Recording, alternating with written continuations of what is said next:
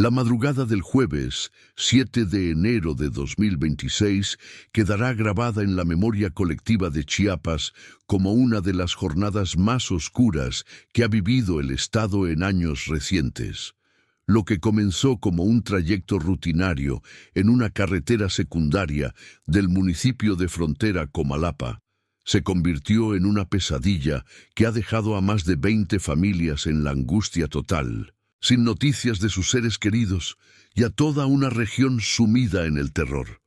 Un grupo armado interceptó un autobús de pasajeros que cubría la ruta entre Comitán de Domínguez y frontera Comalapa, obligando al conductor a detener la unidad en un tramo solitario conocido como Crucero Las Palmas, un punto estratégico donde convergen brechas que conducen hacia comunidades rurales y, según versiones locales, hacia rutas clandestinas que conectan con Guatemala.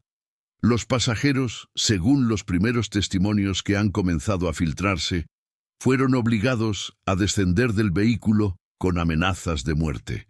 Desde ese momento, nadie ha vuelto a saber de ellos. Antes de continuar con esta investigación, quiero pedirte que si este contenido te está llegando, te suscribas al canal para seguir recibiendo información que no verás en los medios tradicionales. Y comenta de qué parte de México o del mundo nos estás viendo. Tu apoyo nos ayuda a seguir exponiendo la realidad que otros callan.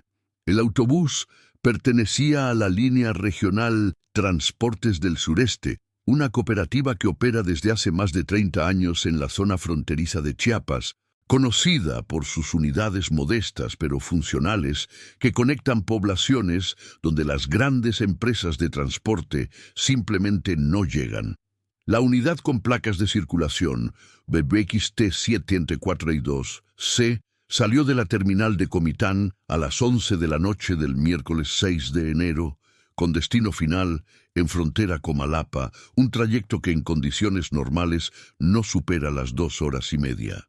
A bordo viajaban 23 personas, entre ellas comerciantes que regresaban de vender productos en los mercados de Comitán, trabajadores agrícolas que se dirigían a las fincas cafetaleras cercanas a la frontera, 3 mujeres jóvenes que estudiaban enfermería en Comitán y volvían a sus comunidades para el fin de semana, un hombre mayor que viajaba con su nieto de 8 años, y el conductor, un hombre de 52 años, identificado como Martín Vázquez Solís, originario de Tzimol y padre de 4 hijos.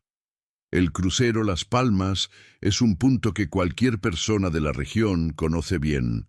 No es una intersección marcada por señales vistosas ni por infraestructura moderna.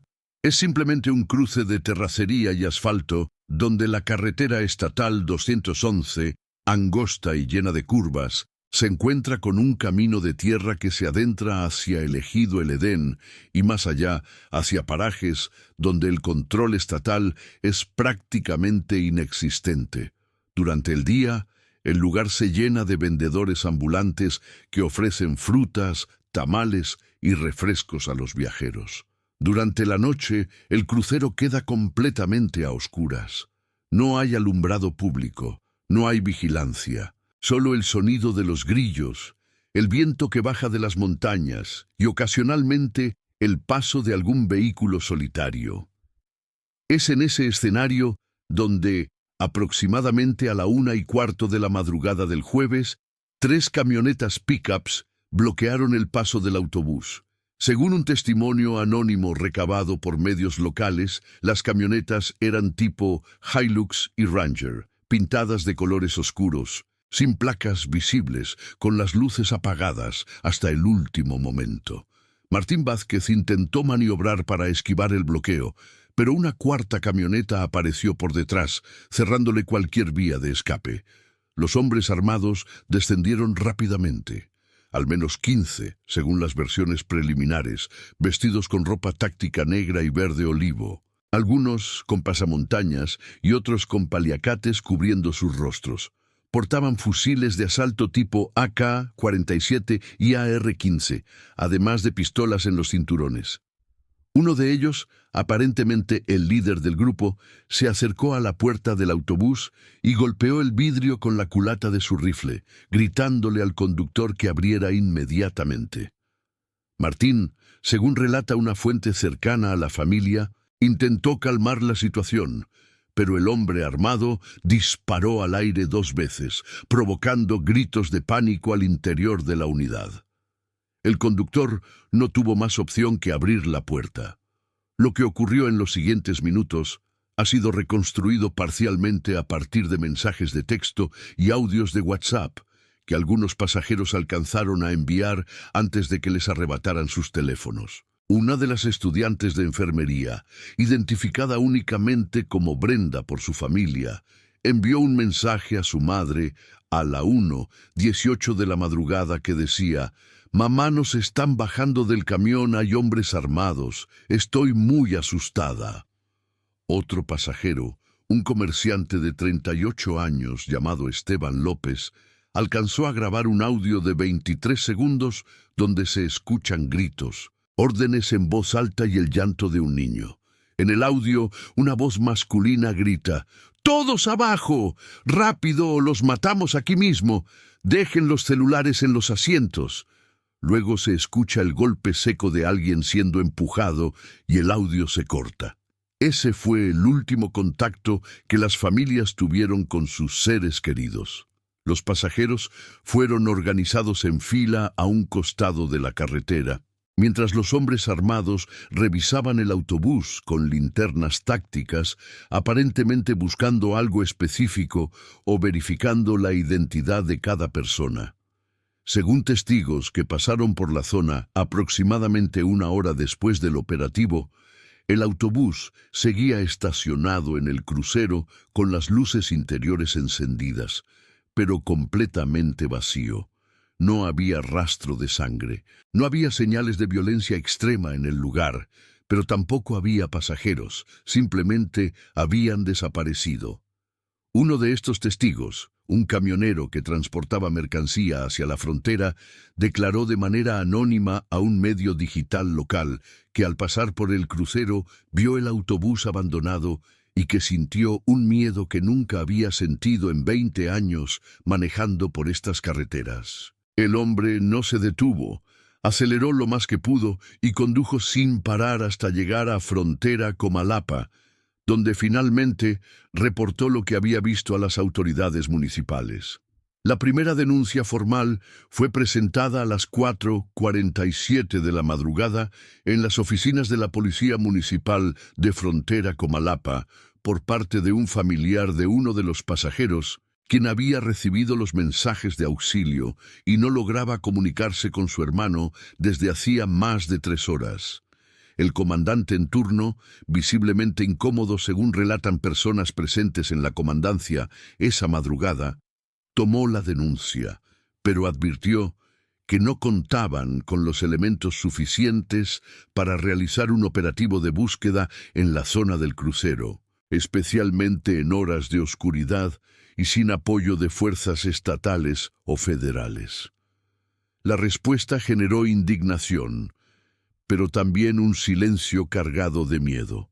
Todos en esa sala sabían que movilizar patrullas hacia el crucero Las Palmas en plena madrugada, sin un plan coordinado y sin refuerzos, equivalía a enviar a los policías municipales a una emboscada segura. No fue sino hasta las primeras luces del amanecer, cerca de las 6:30 de la mañana, cuando una unidad de la Policía Estatal Preventiva finalmente llegó al lugar del secuestro. Los agentes encontraron el autobús tal como lo había descrito el camionero: abandonado, con las puertas abiertas, los asientos vacíos y al menos 18 teléfonos celulares esparcidos por el pasillo y en los asientos traseros, algunos con las pantallas rotas, otros aún encendidos, mostrando mensajes sin leer y llamadas perdidas de familiares desesperados. En el piso del autobús también se encontraron mochilas, bolsas de mano, una maleta pequeña con ropa de niño, un rosario, un par de tenis infantiles y un cuaderno escolar con el nombre de un niño de 8 años. Todo indicaba que las personas habían sido sacadas con urgencia y sin permitirles llevar nada consigo.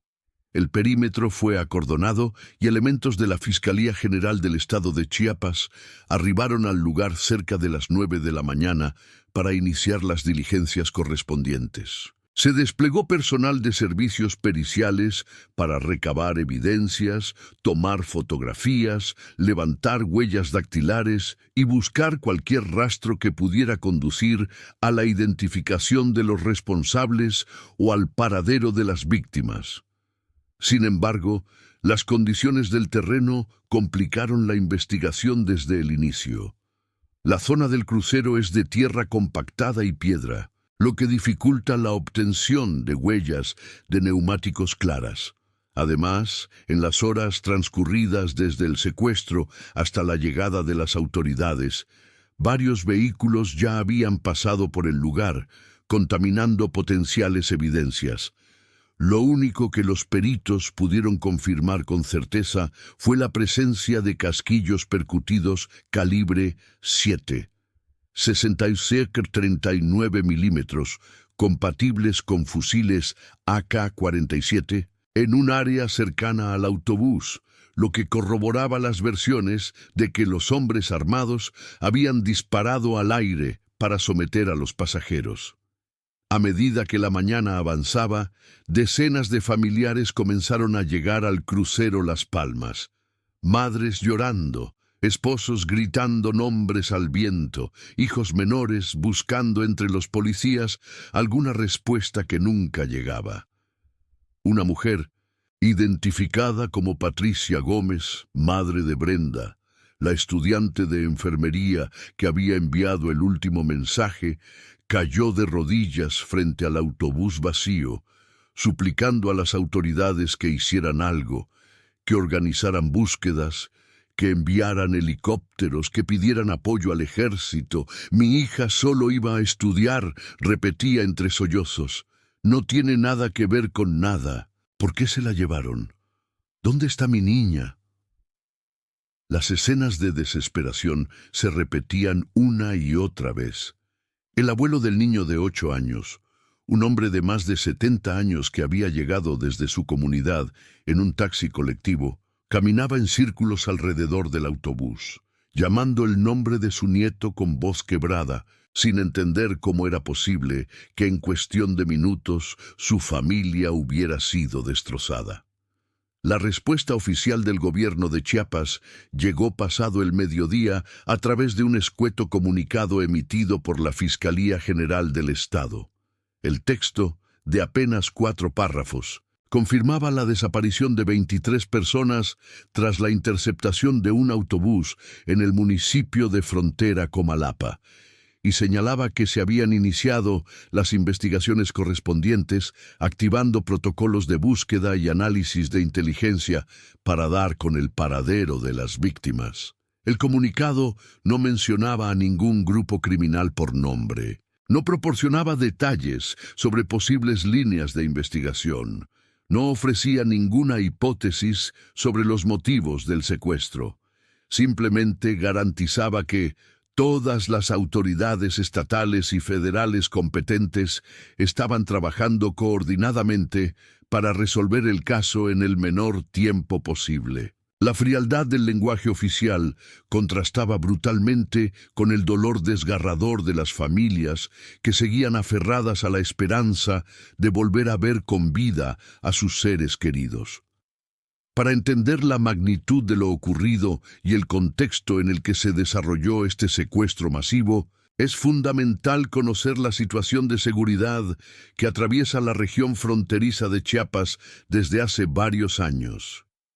Municipios como Frontera, Comalapa, Chicomucelo, Amatenango de la Frontera y La Trinitaria se han convertido en escenarios de una violenta disputa territorial entre organizaciones criminales, que buscan controlar las rutas de tráfico de personas, drogas, armas y mercancías ilegales que cruzan desde y hacia Guatemala.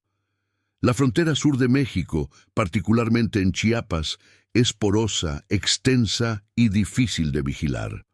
Son cientos de kilómetros de caminos rurales, ríos, montañas y pasos clandestinos que permiten el flujo constante de migrantes centroamericanos, cargamentos de cocaína provenientes de Sudamérica y armas que ingresan desde el Triángulo Norte.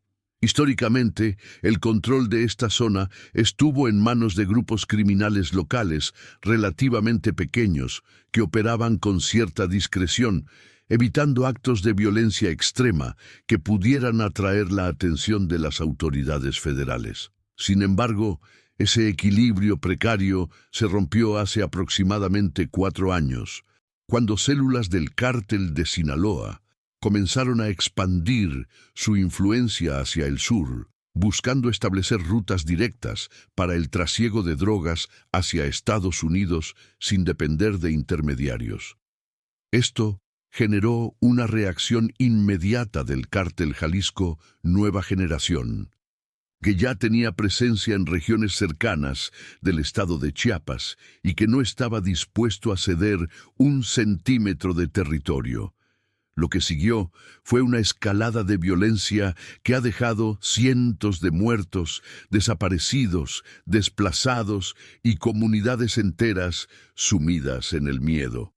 En los últimos 2 años, Frontera Comalapa y sus alrededores han sido testigos de enfrentamientos armados, ejecuciones públicas, bloqueos carreteros, quema de vehículos y amenazas directas a autoridades locales que se han visto rebasadas por completo.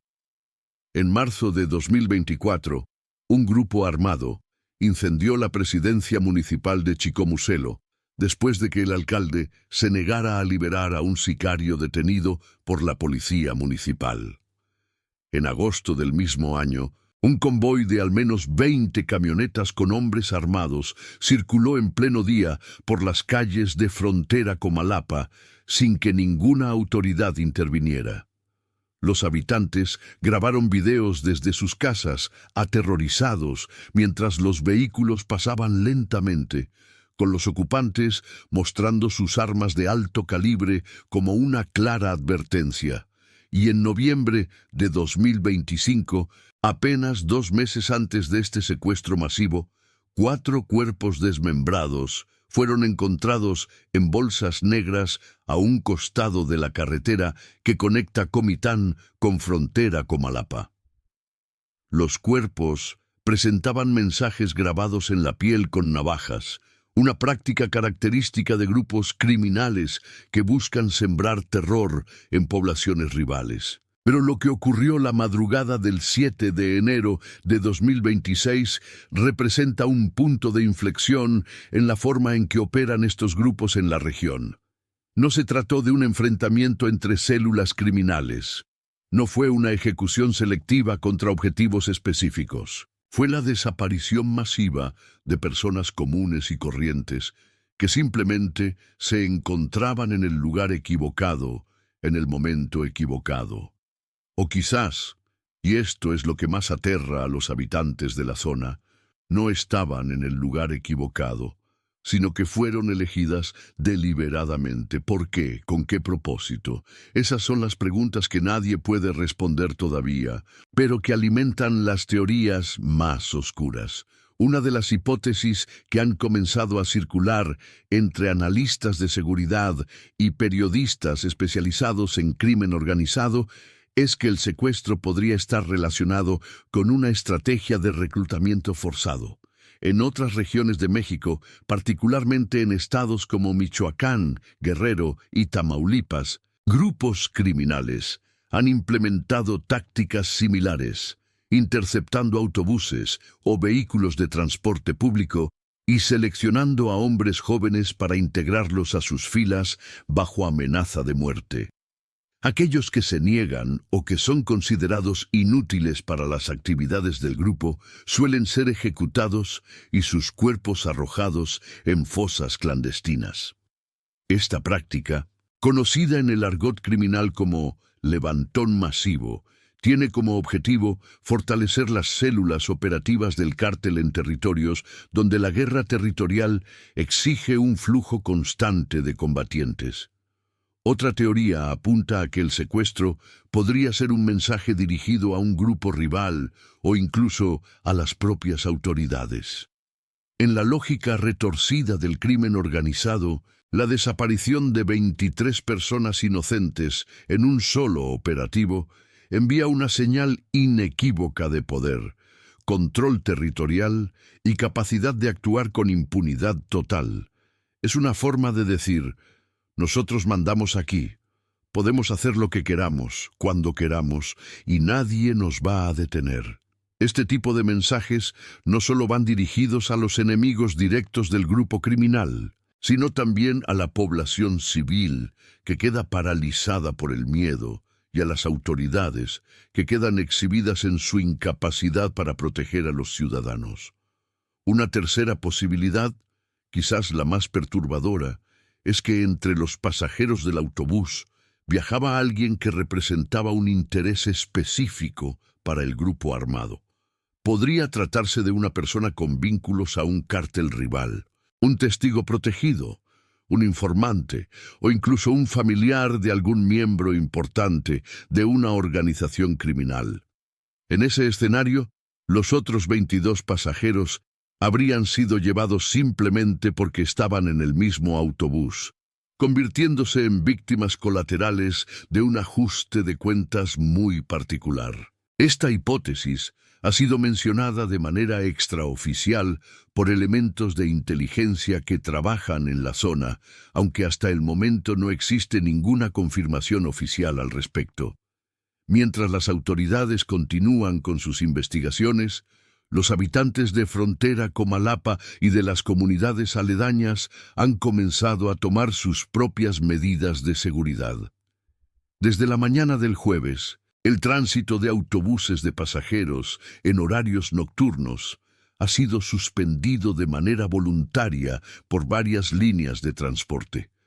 Los choferes, aterrorizados por lo que le ocurrió a Martín Vázquez y a sus pasajeros, se niegan a conducir después de las 8 de la noche. «Prefiero perder el trabajo que perder la vida», declaró uno de ellos a un reportero local, solicitando que no se revelara su identidad.